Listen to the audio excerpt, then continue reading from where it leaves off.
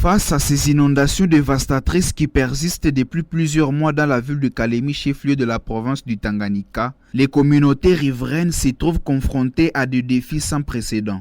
Une divergence d'opinion émerge parmi la population, les piroguiers et le Rasta qui luttent contre cette catastrophe naturelle sur l'entrée du bloc d'Ave. S'étant confié au micro de la radio-télévision Grand Tanganyika, le chef du bloc d'Ave, Kabwe Constantin, estime que les efforts fournis par le Rasta pour esquiver cette catastrophe naturelle sont vains et insinue par la suite que le rangement de sacs serait beaucoup mieux pour le paisible passage éphémère de la population.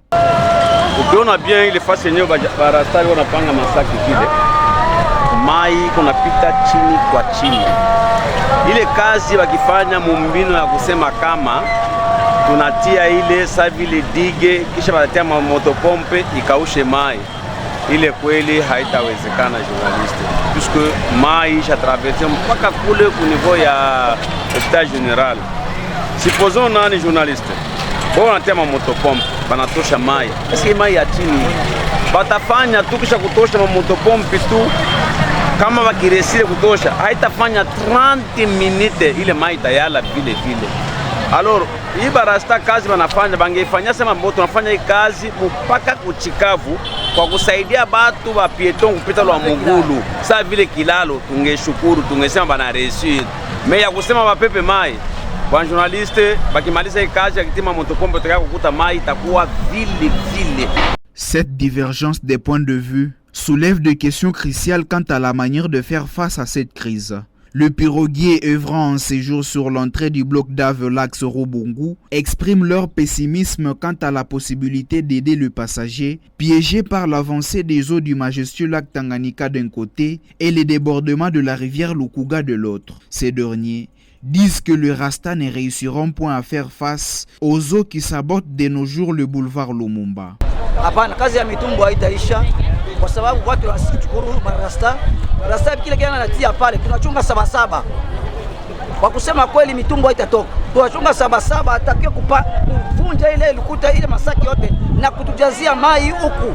Na mai haitakutana kwa kurudia kwa sababu mai ilikuwa inaingia na inatokea tena kule kule. Kwa hapa sasa mai itaikala kama kiziwa, itazidi tena kujaza.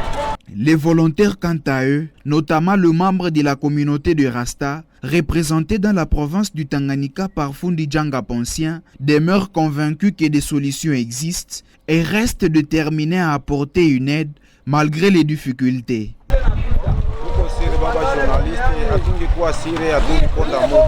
Kama tunajitolea manake tunaaminia benye tuko nafanya pamoja na Mungu tutafunga maji kadiri unavyoona hapa hivi. Sisi tuko ba agent ba volontaire ya assainissement ndani ya vile yetu ya province. Tuko nafanya, hakuna mtu alisha kutulipa, lakini tuko na watu ambao wako wanatusaidia kama vile masaki, magari ya udongo na udongo wenyewe juu tuendeleshe kazi yetu ya kufunga maji hapa. Cette situation met en lumière une tension palpable entre les doutes et la conviction, soulignant ainsi l'urgence d'explorer de moyens novateurs pour répondre à cette crise. Que les autorités provinciales agissent au plus vite.